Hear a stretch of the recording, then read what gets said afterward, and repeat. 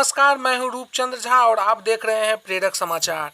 आज केंद्रीय कैबिनेट की बैठक प्रधानमंत्री नरेंद्र मोदी की अध्यक्षता में संपन्न हुई, जिसमें एमएचआरडी मंत्रालय का नाम बदल दिया गया और उसका नाम शिक्षा मंत्रालय कर दिया गया और साथ ही नई शिक्षा नीति को भी मंजूरी दे दी गई।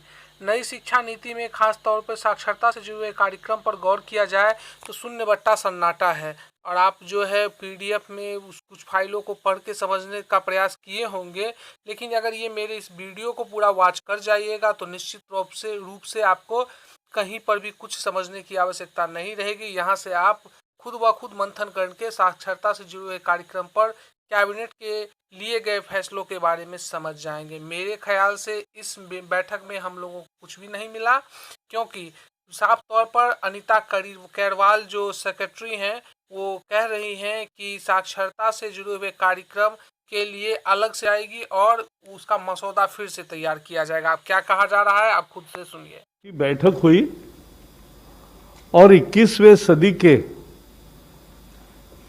एक नई शिक्षा नीति को उसमें मंजूरी दी गई।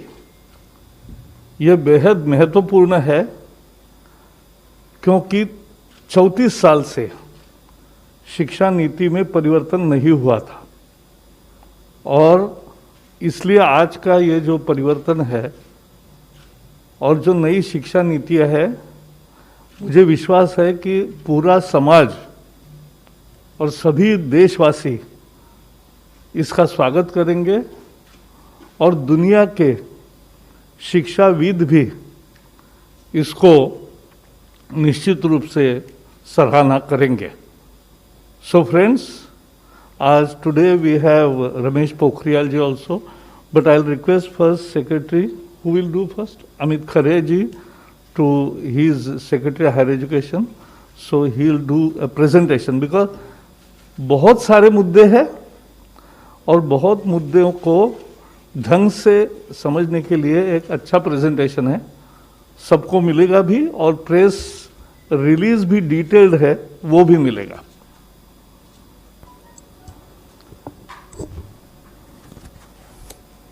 माननीय मंत्री श्री प्रकाश जावड़ेकर जी, माननीय मंत्री श्री रमेश पोखरियाल निशंक जी, मेरे सहकर्मी सचिव स्कूल शिक्षा एवं साक्षरता अनीता करवल जी, प्रेस एवं मीडिया के सभी बंधुओं, जैसा माननीय मंत्री जी ने बताया, आज ऐतिहासिक दिन है। 34 साल के बाद देश को एक नई शिक्षा नीति मिली है।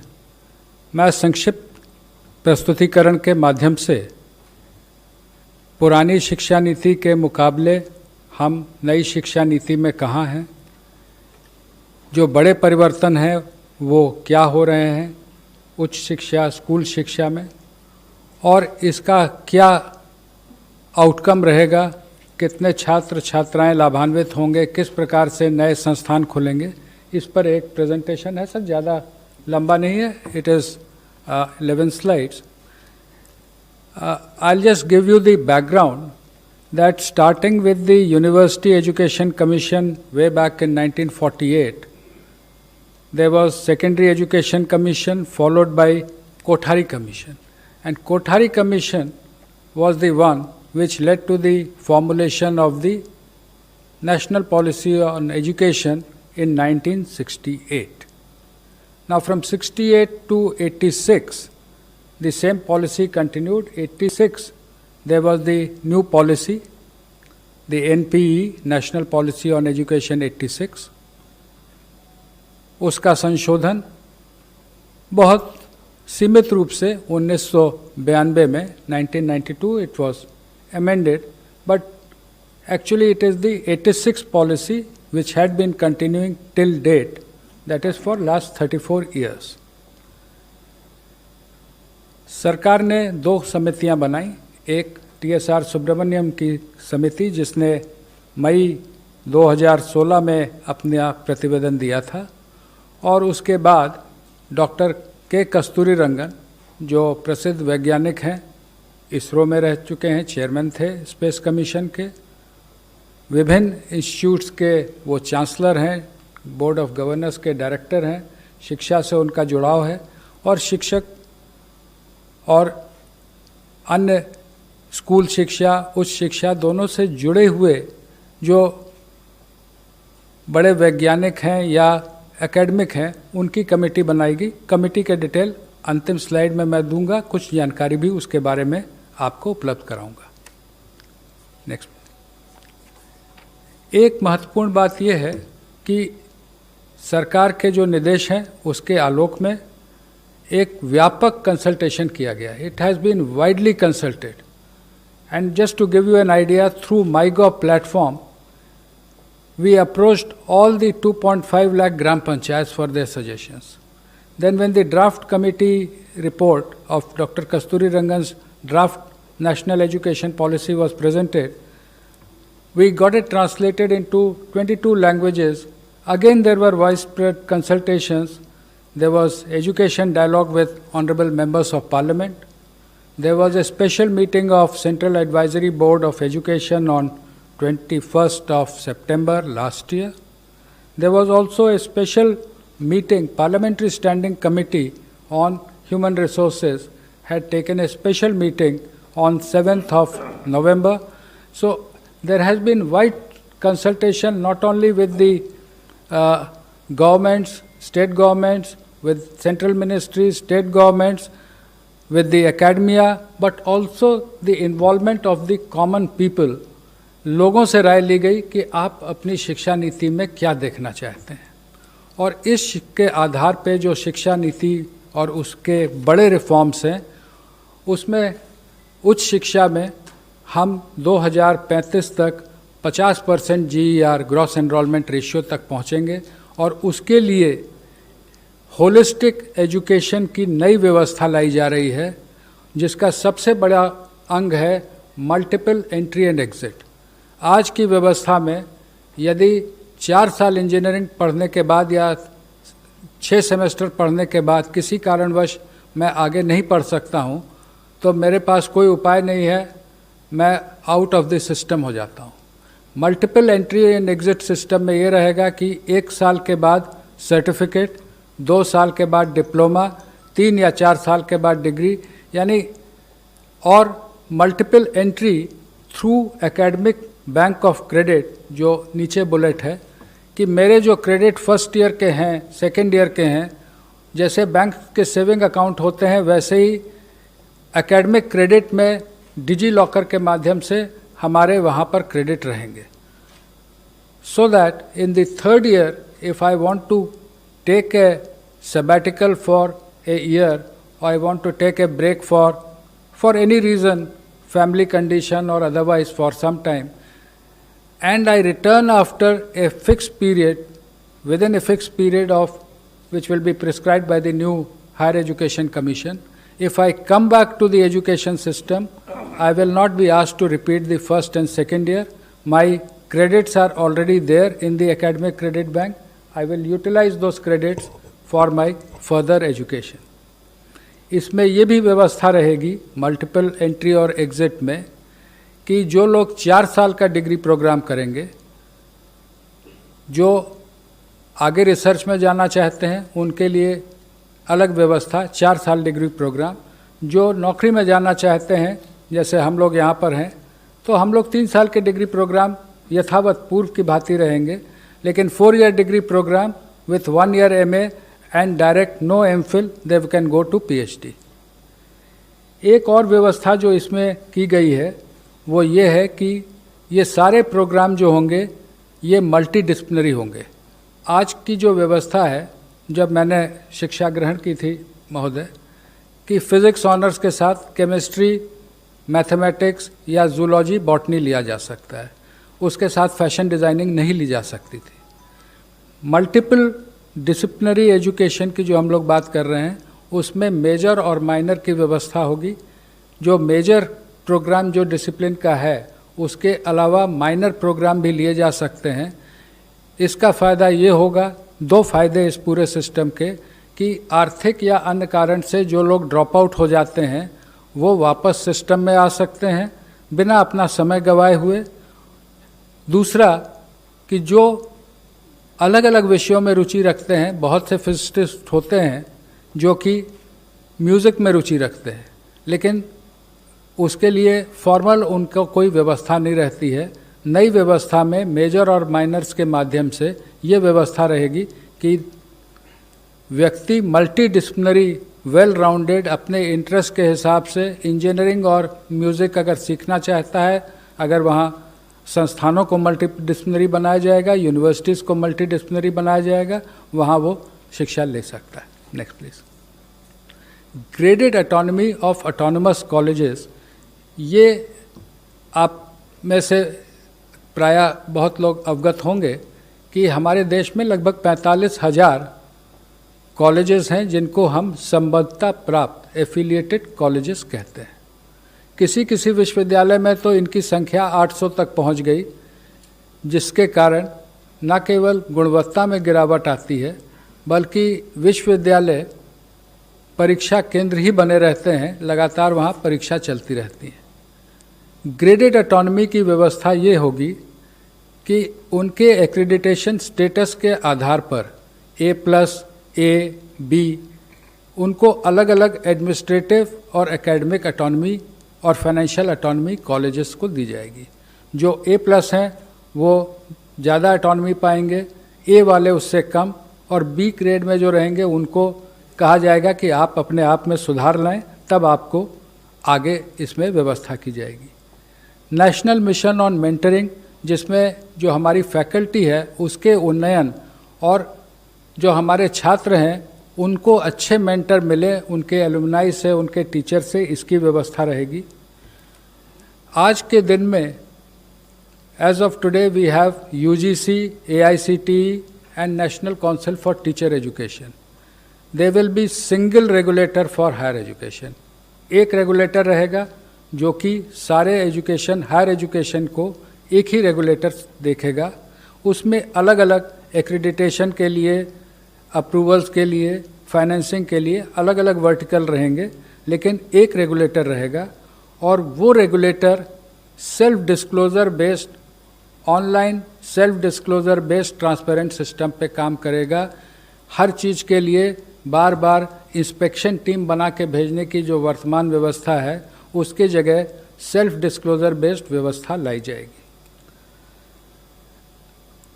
As on date, we have different norms for deemed universities, for the central universities, for different individual standalone institutions. The new policy says that for reasons of quality, norms will be same and not as per the ownership. चाहे वो deemed university हो या केंद्रीय विश्वविद्यालय हो या राज्य विश्वविद्यालय हो, शिक्षा के जो स्टैंडर्ड्स होंगे वो सबके लिए कॉमन होंगे। फ़ी फिक्सेशन पर भी समिति ने जो रिकमेंडेशन की थी उसका विस्तृत उल्लेख पॉलिसी में किया गया है। ब्रॉड रेगुलेटरी फ्रेमवर्क के अधीन फ़ी पर कैप रखा जाएगा। पब्लिक और प्राइवेट दोनों और फिलैंथ्रोपिक पार्टनरशिप भी रहेंगी, लेकिन जैसे मैंने कहा फ़ी फिक्सेशन पर के लिए भी इस पॉलिसी में व्यवस्था की गई है। और जो शुरू से हमारा लक्ष्य रखा है कि GDP का 6% शिक्षा के क्षेत्र में व्यय होना चाहिए, अभी as on date it is around 4.43%, including the state government, centre and the state government. That we will work together, that is the central government, state governments will work together to achieve 6%. National research foundation, USA में national science foundation के बारे में आप में से बहुत लोगों ने सुना होगा, उसके बारे में पढ़ा होगा कि वहाँ के रिसर्च प्रोजेक्ट्स जो होते हैं वो फाउंडेशन NSF के माध्यम से स्पॉन्सर होते हैं। हमने उसको थोड़ा सा सरकार ने विस्तृत करके नेशनल रिसर्च फाउंडेशन, इसमें ना केवल साइंस बल्कि सोशल साइंस भी शामिल होगा।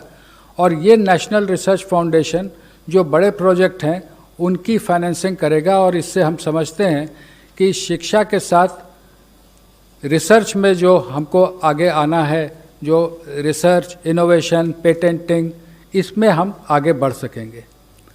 शिक्षा के अंतर्राष्ट्रीयकरण के बारे में पॉलिसी ने विस्तार से चैप्टर 12 में उल्लेख किया है।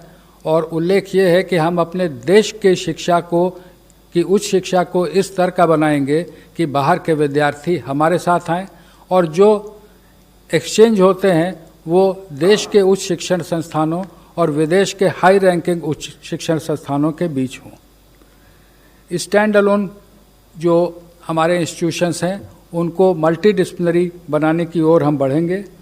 टेक्नोलॉजी का व्यापक उपयोग ड्राफ्ट पॉलिसी में भी उल्लेखित था, कोविड के कारण पूर्व से ही व्यापक उपयोग होने लगा है। पॉलिसी में लिखा है कि टेक्नोलॉजी का व्यापक उपयोग होगा विथ इक्विटी, यानी हम समावेशी रूप से टेक्नोलॉजी का उपयोग करेंगे, लेकिन इस प्रकार से करेंगे कि जो हमारे साथी पीछे हैं या जो आर्थिक कारणों से जिनके पास डिवाइस या कनेक्टिविटी में रुकावट है, तो हम उनको साथ लेते हुए आगे बढ़ेंगे। No child should be left behind. Technology will be used but every child will be taken on board.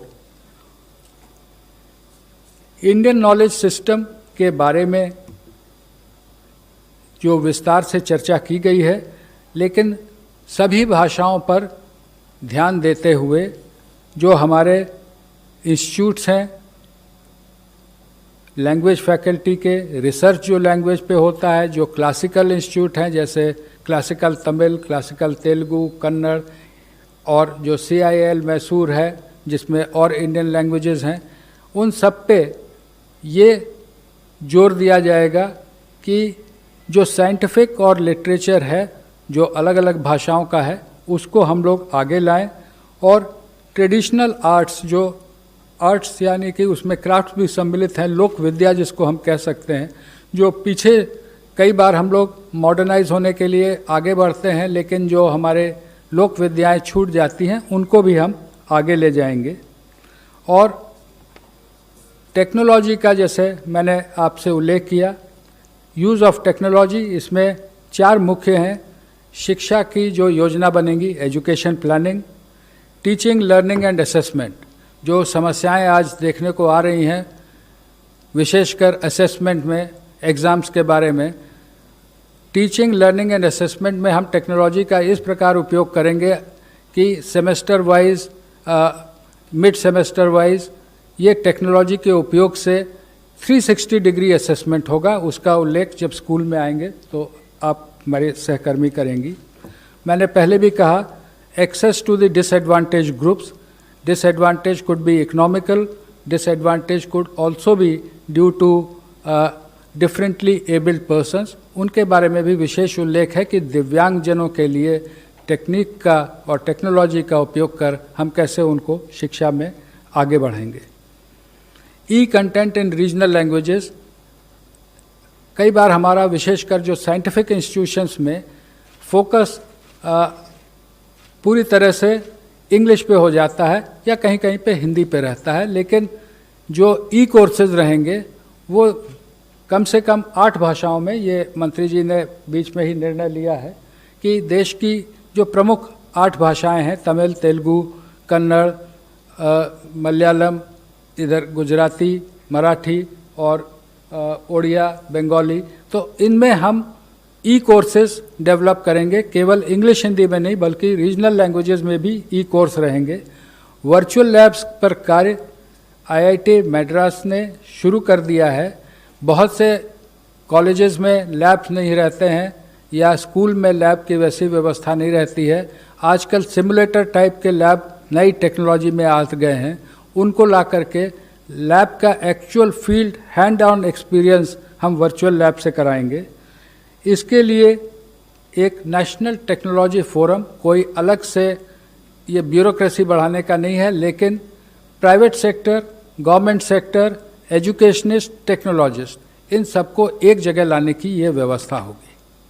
मैं इसके साथ ही अनुरोध करूंगा, स्कूल एजुकेशन के प्रमुख जो रिफॉर्म्स हैं उस पर सचिव स्कूल शिक्षा बताएंगे। माननीय मंत्री जी श्री जावड़ेकर जी, माननीय मंत्री श्री निशंक जी, सचिव उच्च शिक्षा श्री खरे जी, PIB से कुलदीप जी और प्रेस के मित्रों, जैसा कि सर ने कहा मैं यहीं से शुरू करती हूँ। ये जो पूरी जो हमारी पॉलिसी आज आई है बाहर, उसमें 27 मेजर हेडिंग्स हैं। सर टेक्नोलॉजी से 27 जो मेजर हेडिंग्स हैं उसमें 10 हेडिंग्स सिर्फ स्कूली शिक्षा के लिए हैं, 10 हेडिंग्स सिर्फ उच्च शिक्षा के लिए हैं, लेकिन 7 हेडिंग्स ऐसे हैं जो कॉमन हैं। और वो जो कॉमन है उसमें ये टेक्नोलॉजी और ऑनलाइन एजुकेशन भी है। तो जैसा कि सर कह रहे थे कि ऑनलाइन एजुकेशन और टेक्नोलॉजी, जो आप ऊपर जो 4 बुलेट देख रहे हैं, टेक्नोलॉजी का जो यूज़ है एजुकेशनल टेक्नोलॉजी का, वो ऑनलाइन एजुकेशन मतलब सेकंड बुलेट है। टीचिंग, लर्निंग एंड असेसमेंट के लिए तो यूज़ होगा ही, लेकिन एजुकेशनल टेक्नोलॉजी जो बाकी एरियाज़ हैं उसके लिए भी यूज़ करने के लिए काफ़ी डिटेलिंग है उसमें।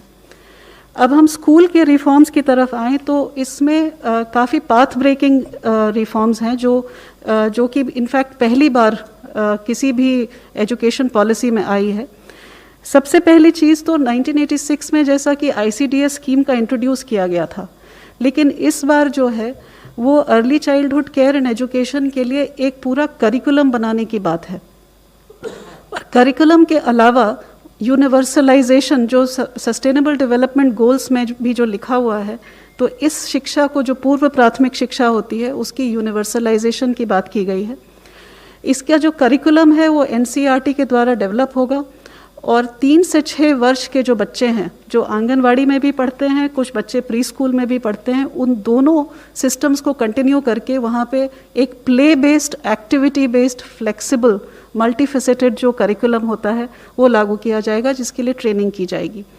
दूसरा जो एक बहुत बड़ा इसमें निर्णय है वो है कि जो बुनियादी शिक्षा होती है, जो बच्चे 6 से 9 वर्ष के होते हैं, जो कक्षा 1 से 3 में पढ़ते हैं, उनके लिए बेसिक लिटरेसी यानी कि साक्षरता, बेसिक न्यूमरेसी जो संख्या ज्ञान होता है, इन दोनों चीज़ों के ऊपर फोकस करते हुए एक नेशनल मिशन सेटअप किया जाएगा जो सिर्फ इस चीज़ के ऊपर फोकस करेगी और पूरे देश के बच्चों की ट्रैकिंग करके वो बच्चे कक्षा 3 तक फाउंडेशनल लिटरेसी और न्यूमरेसी को अचीव कर लें, ये उसका ऑब्जेक्टिव रहेगा। जो तीसरा बड़ा इसमें रिफॉर्म है वो है जो पाठ्यक्रम का और पढ़ाने के तरीके का जो स्ट्रक्चर है उसमें चेंज है। आप सब जानते हैं कि अभी 10+2 स्ट्रक्चर है, जिसमें जो पहले 10 वर्ष हैं उनका एक तरह से फेज वाइज करिकुलम होता है, फिर सडनली जब आप सेकेंडरी में जाते हैं, +2 में जाते हैं, तो सब्जेक्ट जो है स्पेशलाइजेशन होने लगती है। यहाँ पर जो हम सिस्टम लेकर के आए हैं वो 15 वर्ष का जो आप देख रहे हैं 5+3+3+4, उसमें 3 वर्ष तो पूर्व प्राथमिक हैं, मतलब 3 से 6 वर्ष जिसका पाठ्यक्रम बनेगा, और जो 12 वर्ष हैं उनको इस तरह से डिवाइड किया है कि वो कंटिन्यूटी, बुनियादी शिक्षा तक कंटिन्यूटी रहे। मतलब 3 से 6 वर्ष का बच्चा जो है 8 वर्ष तक एक ही पाठ्यक्रम, एक ही तरीके से पढ़ाई करे, play method, discovery method, activity based, experiential learning, ताकि वो फाउंडेशनल लिटरेसी और न्यूमरेसी अचीव कर सके। जो मिडिल स्कूल होगा, जो 6 to 8 वाला जो कक्षा है, उसमें जो है वो सब्जेक्ट इंट्रोडक्शन होगी और फिर सब्जेक्ट की एक्सप्लोरेशन होगी और वो मल्टी डिसिप्लिनरी अप्रोच होगा। उसी तरह जो +4 लिखा है वो 9th to 12th है। इसमें भी जैसा कि सर कह रहे थे, जैसा हायर एजुकेशन में है, कोई स्ट्रीम्स नहीं है, मल्टी डिसिप्लिनरी होगा। अगर बच्चा फिजिक्स के साथ, जैसा सर ने कहा, फैशन स्टडीज़ लेना चाहे, बेकरी, कन्फेक्शनरी कुछ पढ़ना चाहे केमिस्ट्री के साथ, इट विल बी परमिटेड। तो ये पेडागोजिकल स्ट्रक्चर चेंज है, इसमें कोई फिजिकल स्ट्रक्चर यानी कि स्कूल की बिल्डिंग को चेंज करने की ज़रूरत नहीं है, ये पाठ्यक्रम में चेंज है। जो करिकुलम है इसमें खास करके भारण दिया गया है कि साइंटिफिक टेम्पर बच्चे का बचपन से 3 साल की उम्र से लेकर 18 साल तक, और उसी तरह मैथमेटिकल थिंकिंग। इनफैक्ट पॉलिसी में रिकमेंडेशन है कि कक्षा 6 से बच्चे को कोडिंग सिखाई जाएगी, क्योंकि कोडिंग से मैथमेटिकल और कॉम्पिटिशनल थिंकिंग की शुरुआत होती है। तो 21st सेंचुरी स्किल्स भी उसके साथ समावेश किए जाएंगे। जो 5वां बुलेट है, जो अभी जो रिजिड सेपरेशन है कि ये एक्स्ट्रा करिकुलर एक्टिविटी है अगर आप स्पोर्ट्स में चले गए, ये को करिकुलर एक्टिविटी अगर आपने डिबेटिंग कर ली, आप म्यूज़िक सीखना चाहते हैं तो वो एक्स्ट्रा है, या वोकेशनल सीखना चाहते हैं तो वो नॉन अकेडमिक है। वो सारा जो सेपरेशन है वो हट जाएगा, सारे सब्जेक्ट्स पढ़ाए जाएंगे, music, arts, sports, vocational, academics, everything will be on the same level. Gifted children जो होते हैं, जो टैलेंटेड होते हैं, उनको आइडेंटिफाई करना बहुत ज़रूरी होता है। ये इंक्लूजन के लिए बहुत ज़रूरी है। सर ने इंक्लूजन की जो बात की, यहाँ पे 2 तरह का इंक्लूजन है। जो बच्चे PWD पर्सन्स विद डिसेबिलिटीज़ हैं, 21 टाइप्स ऑफ डिसेबिलिटी, उनका इंक्लूजन के लिए स्पेसिफिक इसमें रिकमेंडेशंस हैं। उसी तरह जो गिफ्टेड बच्चे होते हैं, जो किसी भी पॉपुलेशन के 3 से 4% के बच्चे जो होते हैं, जो जीनियसेस माने जाते हैं, उनके लिए भी इसके अंदर प्रोविज़न है। जो गर्ल चाइल्ड के लिए gender inclusion fund for specifically targeting the girl child development, girl child के लिए और भी बहुत कुछ है, पर मैं यहाँ आपको मेजर रिफॉर्म्स बता रही हूँ। जो कस्तूरबा गांधी बालिका विकास विद्यालय हैं, वो अभी कक्षा 8, कहीं कहीं कक्षा 10 तक है, उनको कक्षा 12 तक हर एक जगह ले जाया जाएगा। जो मेन चीज़ है, जो आप सेकंड लास्ट बुलेट देख रहे हैं, कि जो करिकुलम है हमारा वो इतना हैवी है कि बच्चे जो है life skills, scientific temper, problem solving, critical thinking, उसके लिए उनके पास टाइम ही नहीं है। तो करिकुलम को एसेंशियल कंटेंट तक सीमित किया जाएगा ताकि समय मिले बच्चे को कि ये सब चीज़ एक्सप्लोर कर सके। वो प्रोजेक्ट बेस्ड लर्निंग में जाएगा, एक्टिविटी बेस्ड लर्निंग में जाएगा, एक्सपीरियंशियल लर्निंग में जाएगा। वोकेशनल जो है वो क्लास 6 से शुरू किया जाएगा। ये भी इस पॉलिसी में पहली बार है। पिछली पॉलिसीज़ में दिया हुआ है कि स्कूलिंग में सेकेंडरी लेवल पे वोकेशनल शुरू होगा, ये कक्षा 6 से शुरू किया जाएगा। इसमें इंटर्नशिप्स भी हम पॉलिसी में लेके आए हैं कि बच्चा जो लोकल क्राफ्ट्स पर्सन है या ट्रेड पर्सन है, वहाँ जा कर के बैगलेस डे करके 10 दिन की इंटर्नशिप साथ में उनके साथ बैठ के करे, चाहे वो लॉन्ड्री चलाता हो, कारपेंटर हो, इलेक्ट्रिशियन हो, उसके वहाँ जाके अटैचमेंट करके बच्चा समझे कि लोकल क्राफ्ट्स ट्रेड्स क्या हैं। जो एक और मेजर रिफॉर्म है वो करिकुलम फ्रेमवर्क, जो हमारा पाठ्यक्रम की जो रूपरेखा होने वाली है वो 4 जगह वो चेंज होने वाली है। एक तो स्कूली शिक्षा की जो NCF है वो 2005 में बनी थी, 15 साल हो चुके हैं उस बात को, वो नया पाठ्यक्रम आएगा। उसी तरह से जो टीचर्स एजुकेशन जो 2009 में बनी थी, 11 साल पहले, वो भी अब हम हाथ पर लेंगे।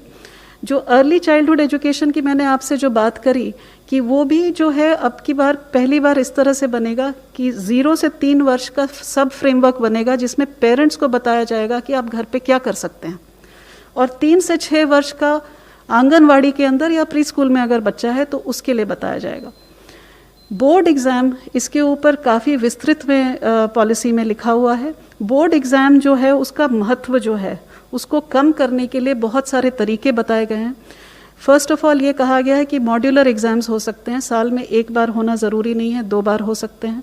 बोर्ड एग्ज़ाम्स के लिए हर सब्जेक्ट को, मैथमेटिक्स से शुरू करते हुए हर सब्जेक्ट को 2 लेवल पे ऑफ़र किया जा सकता है। और तीसरा ये भी कहा गया है कि बोर्ड एग्ज़ाम को 2 भाग में बांटा जाए, ऑब्जेक्टिव एंड डिस्क्रिप्टिव।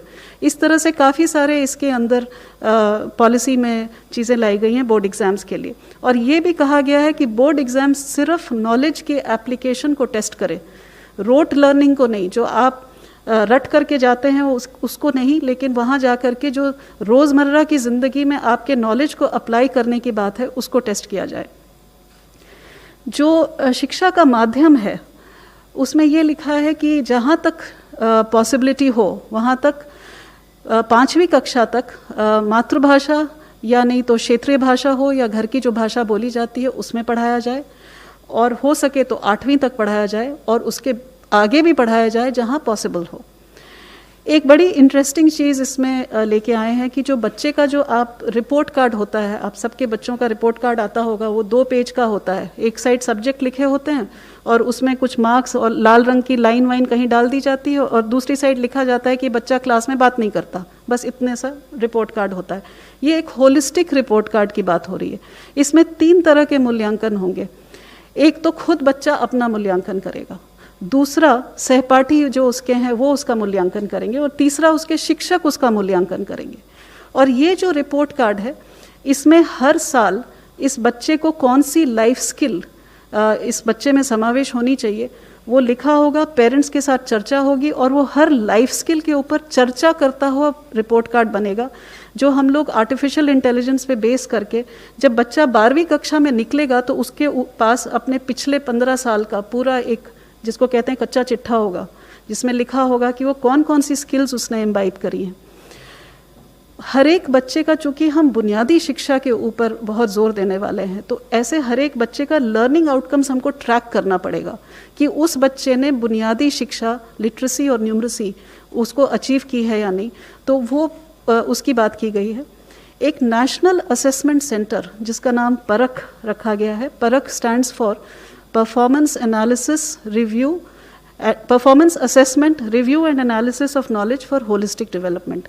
बच्चे को परखने के लिए क्या करना चाहिए, ये जो सेंटर है, जो हमारे देश में करीब अभी 60 रिकग्नाइज्ड स्कूल बोर्ड्स हैं, उनके लिए स्टैंडर्ड्स, नॉर्म्स, गाइडेंस, ये पहली बार हो रहा है। ये किसी शिक्षा नीति में पहले कभी नहीं आया है। ये गाइडलाइंस देंगे ताकि जो हर एक स्कूल बोर्ड है, एक बेंचमार्क जो सेट किया जा रहा है वहाँ तक पहुँच सके। एनटीए जो है, नेशनल टेस्टिंग एजेंसी, वो हर एक यूनिवर्सिटी और कॉलेज को ऑफर करेगी एक एंट्रेंस एग्जामिनेशन, ताकि जो बच्चे हैं एक कॉमन एग्जामिनेशन से कॉलेज और यूनिवर्सिटी में एडमिशन ले सकें। ये मैंडेटरी नहीं है, ये ऑफर होगा एनटीए की तरफ से। टीचर्स के लिए एक नेशनल प्रोफेशनल स्टैंडर्ड तैयार किया जाएगा, जिससे टीचर की रोल एक्सपेक्टेशन क्या है और टीचर को किस बेंचमार्क पे पहुंचना है, उसके बारे में एक स्टैंडर्ड तैयार किया जाएगा। ये एनसीईआरटी और एनसीटीई मिलकर तैयार करेंगे और ये पूरे देश में लागू होगा। बुक्स की प्रमोशन के लिए ये पढ़ना कितना ज़रूरी है, इसके ऊपर हम लोग बहुत ज़ोर दे रहे हैं, क्योंकि बच्चा अगर पढ़ नहीं पाता है तीसरी कक्षा तक, तो वो आगे उसका पढ़ाई जो है उसकी बहुत सीमित हो जाती है। तो books, reading and promotion policy, उसी तरह डिजिटल लाइब्रेरीज़ के ऊपर जोर रहेगा। सर ने जैसा बताया, स्कूल्स में भी एक ट्रांसपेरेंट ऑनलाइन सिस्टम होगा सेल्फ डिस्क्लोजर का स्कूलों का, for public oversight and accountability. अब इसके आउटकम्स क्या होंगे? पहली चीज़ तो मैंने जैसे कि कहा कि पूर्व प्राथमिक शिक्षा से लेकर के सेकेंडरी स्कूलिंग का यूनिवर्सलाइजेशन 2030 तक करने की बात है, क्योंकि सस्टेनेबल डेवलपमेंट गोल से ये पॉलिसी अलाइंड है। दूसरी चीज़ की जो बुनियादी शिक्षा है, हर बच्चा जो कक्षा 3 में पहुंचेगा उसकी बुनियादी शिक्षा अचीवमेंट हो, वो 2025 मतलब 6 साल के अंदर करने की बात है। 100% GER सेकेंडरी लेवल की 2030 तक। जो हमारे बच्चे आउट ऑफ स्कूल हैं, वो हर एक बच्चे को हमें वापस लाना है। जो टीचर्स हैं उनको, जो अब नए तरीके से असेसमेंट होने वाला है, मूल्यांकन का तरीका बदलने वाला है, उसके लिए उनकी तैयारी 2023 तक करके उसको हमें लागू कर देना है। जो इंक्लूजन के लिए सर ने ऑलरेडी बात कर ली है कि हमको सारे बच्चों को, हर तरह के बच्चों को, किसी भी बैकग्राउंड से हो, किसी कम्युनिटी से हो, किसी कास्ट से हो, किसी रिमोट एरिया से हो, हर तरीके के बच्चों को समावेश करने के लिए स्पेशल पॉलिसी एस्पेक्ट्स हैं, वो 2030 तक सब पूरे किए जाएंगे। बोर्ड एग्ज़ाम्स का मैंने आपको बता ही दिया है। हर बच्चे का इसमें ये लिखा है कि जब वो स्कूल से निकलेगा तो एक स्किल, एक वोकेशनल स्किल उसको वो हासिल करके निकलेगा। ये भी इसमें पॉलिसी में लिखा है। और जो कॉमन जो स्टैंडर्ड्स बन रहे हैं जो सेल्फ डिस्क्लोजर के, वो पब्लिक स्कूल्स और प्राइवेट स्कूल्स के लिए कॉमन रहेंगे, दोनों को एक ही स्टैंडर्ड में पहुंचने का है। तो ये स्कूल का इतना ही था। अभी सर आपको इसके बारे में बताएंगे। धन्यवाद Anita ji. We have presented before you in a span of say half an hour the major highlights of the policy. We would again state that it is aimed at bringing transformational change, not incremental change, but transformational change in both higher education sector and the school education. The new system in school will be 5+3+3+4 in place of 10+2. In higher education, there will be multiple entry and exit system, introduction of 4-year courses, common regulatory system by a common regulator, single regulator, National Research Foundation, these are the important highlights of the new policy. प्रारंभ में ही मैंने निवेदन किया था कि doctor कस्तूरी रंगन की अध्यक्षता में समिति बनी थी। इस अवसर पर मंत्रालय, सर आपकी अनुमति से मंत्रालय की ओर से उनका और सभी मेंबर्स का मैं आभार व्यक्त करना चाहूँगा और एक जानकारी अपने मीडिया बंधुओं को देना चाहूँगा कि डॉक्टर कस्तूरी रंगन से मेरी बात हुई है और उन्होंने कहा है कि अगर मीडिया के कोई बंधु उनसे, इसीलिए उनके कॉन्टैक्ट डिटेल दिए गए हैं, if any one of you wish to contact him, he will be available. He is in Bangalore. He will be available for any queries. Thank you, sir. सभी को धन्यवाद। और नेक्स्ट सर, जैसे multilingualism मैंने कहा जी, सभी भाषाओं में आप सभी को धन्यवाद। सबको धन्यवाद है। आप पोखरियाल जी, आप समापन करेंगे।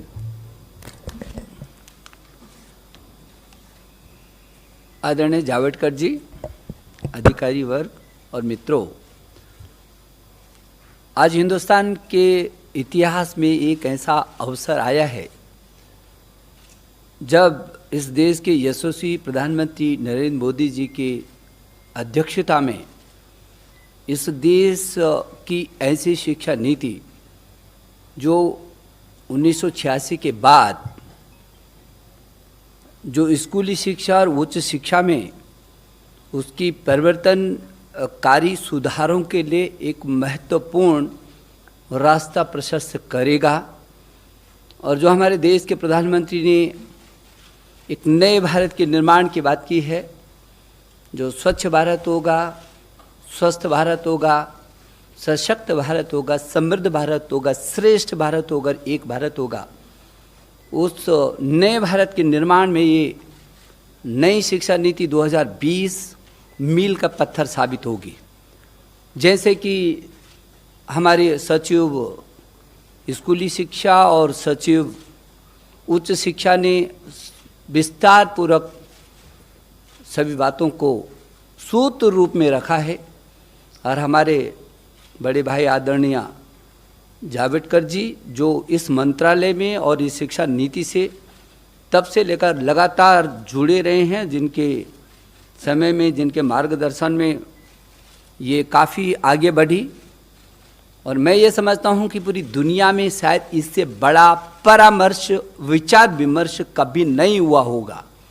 इतना बड़ा नवाचार ये दुनिया के लिए एक उदाहरण है, जब किसी नीति पर देश के कोने कोने से, अभिभावकों से, छात्रों से, अध्यापकों से, विशेषज्ञों से, शिक्षाविदों से, राजनीतिज्ञों से, जनप्रतिनिधियों से, और यहाँ तक कि 1,25,000 ग्राम समितियों से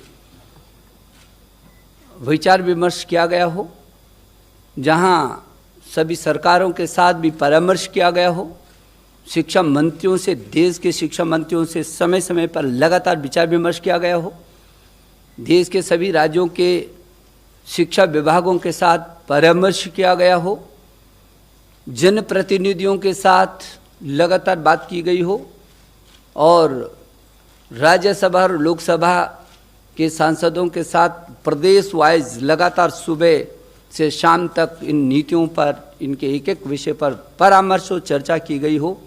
संभवतः देश के इतिहास में ये पहली बार ऐसा हो रहा होगा। और इन लंबे रास्तों से होकर के, गुजर करके, क्योंकि ये देश की शिक्षा नीति बन रही है, शिक्षा किसी भी व्यक्ति, परिवार, समाज और राष्ट्र की आधारशिला होती है, और इसलिए व्यापक परामर्श और सब लोगों की चर्चाओं के बाद, और जब हमने इसको पब्लिक डोमेन में डाला था उसके बाद भी 2,25,000 के करीब सुझाव आए। उन सुझावों में भी हमने उच्च शिक्षा और स्कूली शिक्षा 2 अलग सचिवालय बनाए, 15-15, 20-20 टीमें विशेषज्ञों की बनाई, व्यापक उनका विश्लेषण किया, और उस सब के बाद इसको एक शिक्षा नीति के इस निचोड़ पर ला करके आज माननीय प्रधानमंत्री जी की अध्यक्षता में हुई जो कैबिनेट है उसने इस पर अपनी अंतिम सहमति दी है।